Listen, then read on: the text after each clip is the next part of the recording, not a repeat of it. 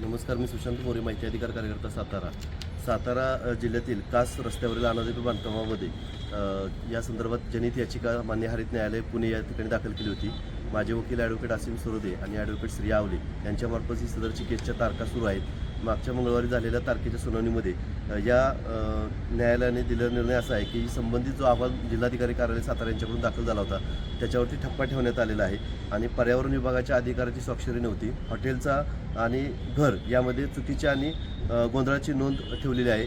R47 आणि F52 संदर्भात विसंगती आहे.